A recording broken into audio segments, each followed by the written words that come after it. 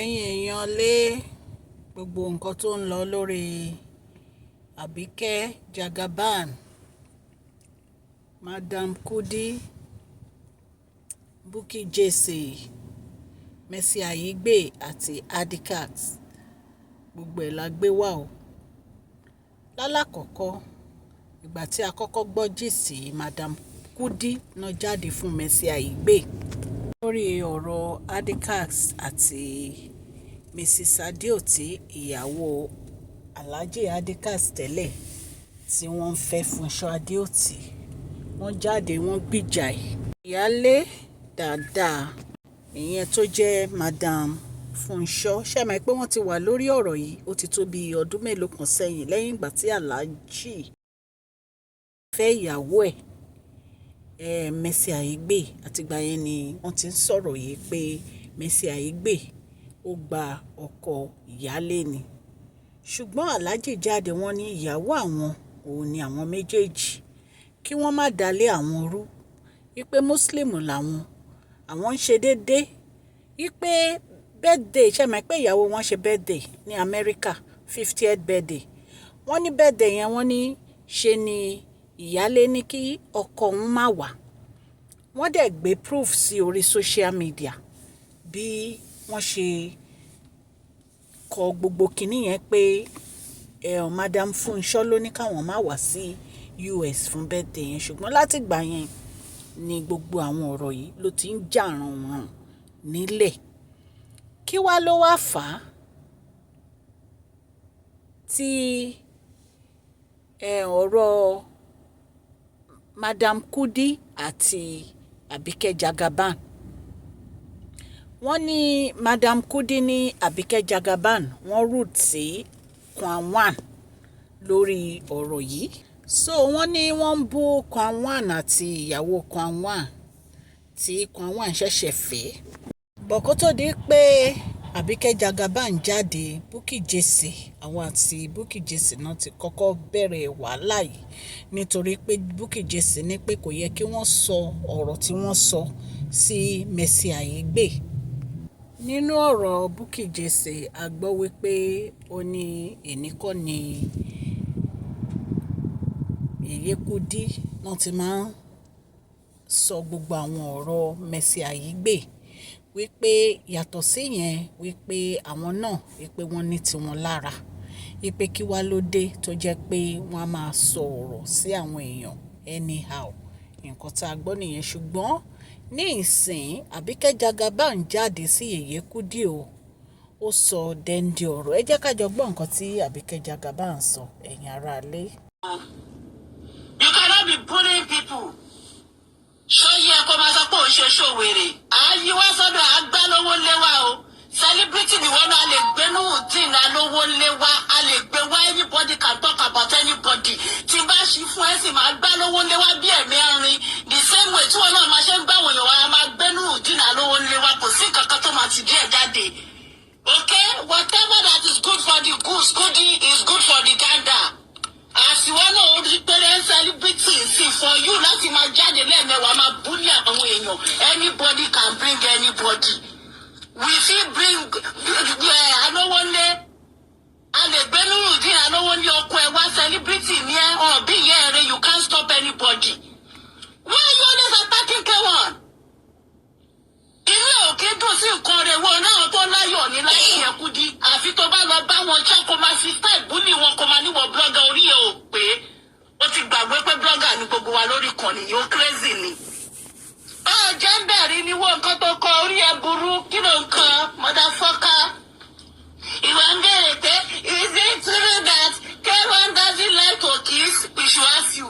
Ó ti lórí, wọ́n ti dún ẹ̀rí. Ẹ̀sìn wọn ló jẹ́. Ẹ̀wọ̀n máa ń dákẹ́ fún akọ̀dákẹ́ fún ẹ. Ó ti kọjá ń bẹ̀rí jẹ́ ń sọ fún ẹ straight. Mi ò fẹ́ miss word. Ìlà ibi tó gbà kọjá rí tó jẹ́ ń bẹ̀ tó ṣá ẹ jẹ́ ń bẹ̀, ó máa ń yọ wọlé ọmọ àǹtí ẹ godmother tó fi ṣàtìgbà ẹ tó ń jẹ́ ń bẹ̀ gangan tó jẹ́ dìmẹ́ǹdìmẹ́ǹ Aláàjì bọ̀ tí wọ́n máa ń yọ̀ lọ lẹ́yìn tó máa lọ jẹ Aláàjì. Òun lèmi sọ yìí náà my papa. Ọmọ àwọn àǹtí ẹ godmother ẹ tẹ́pẹ́ àwọn gangan náà ń jẹṣẹ́ yẹn direct, bọ̀ tí wọ́n ń yọ lọ àfọmọ́ afẹ́ tó lọ ń ṣàjẹ́. ó jẹ́ńbẹ̀rì why you asking us nonsense question pé ṣọ́ jẹ́ńbẹ̀rì ó crazy ní Kudi. Àwa ló ń bá sọ̀rọ̀ náà. Àwa ló ń bá sọ̀rọ̀ náà. Ọmọ ayé làwa má máa pretend. Tó bá fẹ́ pretend má máa lọ sọ́dọ̀ àwọn kan. Tó bá ti lọ sọ́dọ̀ àwọn kan, àwa máa gbé gbogbo ẹ̀ bọ́ta fún ẹ abẹ́ ẹ̀fọ́. Orí ò pé. Ìwọ fucking bully yìí.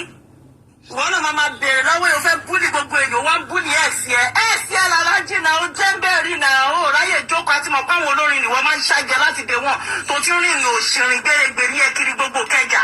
Ìwọ wá wà ní ọmọlúwàbí ní Kudi tí wọ́n ń búyàn tó máa fi lágbájá kan wọ́n dóyàn kan wọ́n lọ́ọ̀bù èèyàn kan wọ́n lọ́ọ̀bù. Ìwọ wà ní ọmọlúwàbí. Ó jẹ́ fàṣírí ara ẹ̀ borí ló bẹ́ẹ̀ ṣe. Ìwọ nǹkan àlejò ìkànnú wá àwọn olórin látàyè 1900 orí ò pé. Oníwèrèwèrè chatterbox you talk too much. Bá fẹ́ búlì àwọn èèyàn Àyìndé ló kù tó fẹ́ búlì wọ́n náà yàrá ìyá ẹ̀ ṣẹ́ ni wọ́n náà bọ́ síbi kó wá sọ fún wa bó ṣe jẹ́ bẹ́ẹ̀ náà Kudi Dọlápọ̀ Yẹ́sùfù ó lè. Wàá máa ṣe bí èèyàn gidi bó ṣe ń ṣe náà nìyẹn tó tẹ̀lé Ọ̀ní náà tó máa àtàkì Ọ̀ní. Ó ṣe sọ fún wọn pé àbúrò ọmọ tó kú yẹn pé òun náà ti jẹ́ bẹ́ẹ̀ rí lọ́dọ̀ Ọ̀ní náà. Nǹkan àlejò lòun náà bá láti náà jọ fi wá lọ ẹnu tó sọ̀rọ̀ máa jẹ́wọ́. Àwa kan ò ní tìjà wa máa sọ kó tó bú àwa àbí kó tó lọ bú àwọn ilé nìyàn àwọn olórúkọ Kudi máa jẹ́wọ́ problem ẹ̀ gangan. Déhùnmí láti Déhùnmí àbúrò tó ṣaláìsí kọ́lọ̀ fún ọ̀kẹ́ òun náà jẹ́ pálásì rí nǹkan bó ṣe máa ń bú àwọn èèyàn wá fàbúrò náà nu ẹnu kọjá ń bẹ̀ yẹn. Kúùnì síìtì ni wọ́n fún. Síìtì kúùnì tó wá lọ ní kò bá. Bí wọn náà ṣe kọjá lọ lọ́dún Àyìndé náà nìyẹn káyìndé kẹwọ́ náà sọ̀n dáadáa tó fi ẹnu godmother ẹlọ́dẹ̀ ń jẹ́ ń bẹ̀ gbà yẹn ó yọ gbọ́dọ̀ ẹ̀yìn lọ ní. Godmother ẹlọ́dẹ̀ ń jẹ́ ń bẹ̀ gbà yẹn ó yọ gbọ́dọ̀ ẹ̀yìn lọ ní tó lọ fi jẹ ṣé Àyìndé Kudi Dọlápọ̀ Yẹ́sùfù. Kí wọ́n gbé ẹ sọ̀nà kí ló kẹ́ anybody olórin ní dádì mi anybody lè jẹ́ anybody ọmọ tó bá lùsì kan fún yín fọnú ní wetin concern anybody kó àlejò ní ẹ̀rí bẹ́ẹ̀ náà. Orí ò pé ìwọ náà celebrity ni a lè gbé wá sí pé kí ló ṣe ẹ kó lọ́dọ̀ ẹ̀yin èèyàn lè máa bá wa ká lọ o. Wọ́n lè jókòó sí ojú ọ̀rẹ́ fóṣù mẹ́fà kí máa fẹ́ ṣe kẹ́kọ̀ọ́ kí máa fẹ́ náà gbowó lọ́wọ́ Facebook. The same way bó ṣe ń ṣe fáwọn èèyàn. If they don't pinch you the same way you pinch people, you don't get to understand or feel the kind of pain that you are inflicting on people. All in the name of blogging. Wọ́n gbé ẹnu òṣì ẹ̀ wọ́n lọ́mọ tí bọ́ managers oníbàdàn Délé Táíwò jẹ́ka gbé Délé Táíwò ká gbé gbogbo ọ̀rẹ́ wá kí ló ṣe ẹ̀ bẹ̀ Kudi báwo ló ṣe di ìyàwó lọ́wọ́. Tẹ́lẹ̀ nǹkan ó ya wèrè ni tó bá ti ń blog àwọn kan mo sọ pé má máa wá sẹ́ni pọ̀jù tó bá wà sáìdì mi orí ẹ̀ burú ni. Kò tó da fún ẹ̀dá fáwa náà náà. Are you crazy? Ìyàwó kí ló ṣe fún bọ̀dá yẹn tó máa ń mú kiri bí ọ̀jẹ̀ tó máa ń fokùn sí lọ́rùn yẹn? At least Àyìndé gbọ́ wọn ló kíní fún tẹ́pẹ́ gbẹ̀wù dání kò kí ṣe ṣọ́kí bèbí tí wọ́n ń fokùn sí lọ́rùn. Ìwọ ṣe tó wọn náà bí ẹgbẹ́ kámábẹ̀ náà yàn. Do you think this is ordinary love àbí wọ́n ti tẹ́lẹ̀ bó ti jẹ̀fà bó ti jẹ̀gúsí? Where is his first wife? Where are his first set of children? Why are they not understanding? Visiting on your àmì lé lọ bí ṣe máa ń fi kọ́ sí ẹbí èèyàn ni. Lórí Àyìndé ó tẹ̀lé sọ jáde pé ìwọ ti jẹ́ ń bẹ̀rẹ̀. Sọ pé kí kò pa ẹ́ kò fi kan tó dùn mẹ́nu jù láyé gbogbo àwọn ọmọ ẹ̀ kò fi mọ́rẹ́ tí ò bá jẹ́ ń bẹ̀rẹ̀. Ọ̀rọ̀ lẹ́ ń gbọ́ lẹ́nu Àbíkẹ́ Jagaba yẹn ọ̀rọ̀ yẹn èèyàn lé. Jẹ́ ń bẹ̀rẹ̀ confirmed ẹ̀ sì dádì mi ní ẹ́. Ẹ̀ sì ní ẹ̀bọ̀ ò lè sọ síta because àǹtí ẹ̀ godmother ló ń jẹ́ ń bẹ̀ gbà yẹn tí wọ́n wá ń yọ lọ tó lọ ń ṣáṣẹ́ yẹn jẹ òun ṣáṣẹ́ yẹn jẹ lẹ́yìn.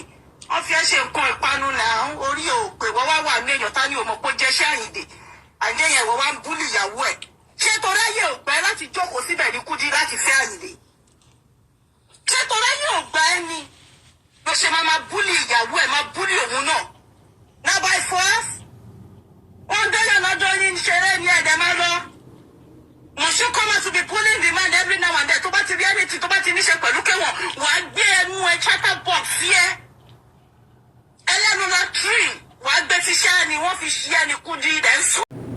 Ọ̀rọ̀ lẹ́ ń gbọ́ lẹ́nu Àbíkẹ́ Jagaba yẹn èèyàn lé ọ̀rọ̀ lẹ́ ń gbọ́ nìyẹn o ọ̀rọ̀ lẹ́ ń gbọ́ lẹ́nu Àbíkẹ́ Jagaba. ṣí gbogbo ẹ̀ síwájú mi kí ló dé tá a lè gbé báwo ló ṣe rìnrìn àjò tiẹ̀ náà dọ́dọ̀ alówólé first wife ẹ̀ dà ìyàwó tó bímọ fún dà báwo ló ṣe kọ yín ẹ̀ sí ìdáwọ́ ọ̀rọ̀ yẹn lágbára o. kí ló dé sí àkíní wọn kó sì jọ máa ṣe bí ẹbí orí yóò pé tanìyàrá já ẹ̀ tó fẹ́ búlẹ̀ are you mad ó crazy ní Kudi.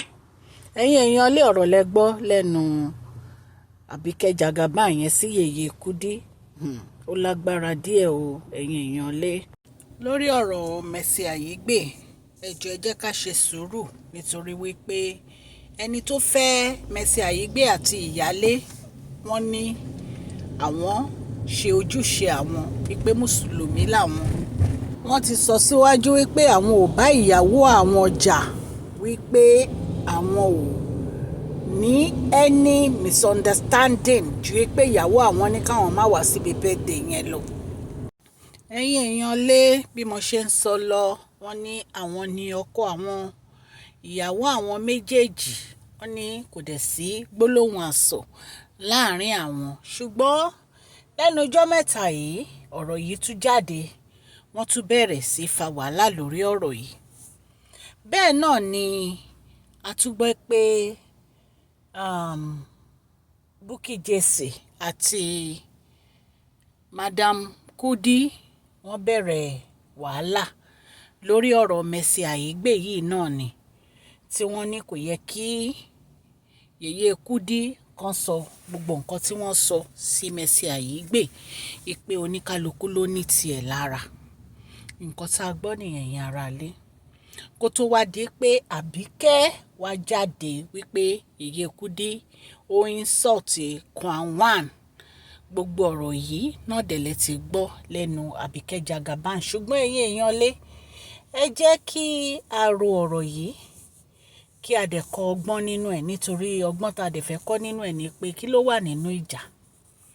Gbogbo ìjà tí wọ́n ń jà yìí kò sí nǹkan kan nínú ìjà. Ẹ ní sùúrù ẹ má jẹ́ kí ọ̀rọ̀ lọ́rọ̀ ẹ má yẹ kó di wàhálà sí yín tó jẹ́ pé wàá máa dọ̀tá lórí social media.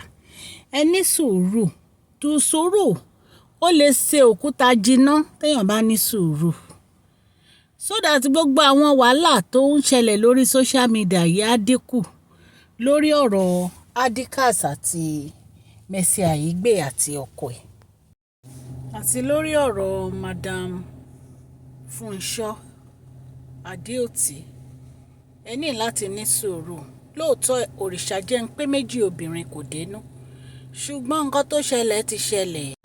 Ẹ ní sùúrù kẹ̀dẹ̀ wo ti àwọn ọmọ yín. Ọmọ 4 ló wà láàrin ẹ̀yin àtọkọ yín tí àwọn ọmọ ilẹ̀ máa wò. Èmi dẹ̀ mọ̀ pé ní agbára Ọlọ́run àwọn ọmọ yẹn wọ́n máa yè wọ́n á yanjú ní agbára Ọlọ́run ẹ máa jèrè wọn. Ẹ jọ̀ọ́ nítorí Ọlọ́run ẹ̀yin èèyàn lé ẹ jẹ́ ká fi fámílì yìí sílẹ̀. Ẹ jẹ́ ká fi wọ́n sílẹ̀. It's too much on social media. Ká dẹ̀ ní sùúrù fúnra wa. Gbogbo ẹ̀yin tẹ́ ẹ dẹ̀ ń jà ẹ ní sùúrù. Kò sí nǹkan tó wà nínú ìjà máa ń ba nǹkan jẹ́ ni o. Ṣó ti yé yín ìjà ó máa ń ba nǹkan jẹ́ ni. Ọlọ́run Elédùmarè á yanjú gbogbo ọ̀rọ̀ tó wà ńlẹ̀ yìí o ní agbára Ọlọ́run. Àmọ́ ọ̀rọ̀ yìí wá láti iléeṣẹ́ Mashola Gist TV. Mo kí gbogbo etí tó ń gbọ́ mi orúkọ mi ní Mashola Yorùbá ni à ń sọ lórí ìkànnì yìí. À ń sọ nítorí pé àfẹ́gbàgbé àṣà àti èdè wa. A dẹ̀ tún sọ fún àǹfààní àwọn tí wọ́n gbọ́ Gẹ̀ẹ́sì. Ẹ̀yin èèyàn lè tẹ́ bá ti subscribe. Ẹ subscribe kẹ́ dẹ̀ tẹ notification bell so that a bá ti post any gist ẹ máa rí. À ń sọ̀rọ̀ nípa celebrity gist, royal gist, politics àti gbogbo nǹkan tó ń ṣẹlẹ̀ ní agbègbè orílẹ̀-èdè bàbá wa ní ilẹ̀ Nàìjíríà. Ẹ kàn sí wa ní masholagist@gmail.com. Tẹ́ bá ní ìpolówó ọjà òkè ní ọlá yín á máa lọ ọlá yín ò ní lọ ìsàlẹ̀ lálẹ́. Please share this video, like and subscribe. God bless you all. Mashola Gist TV ń kí yín o.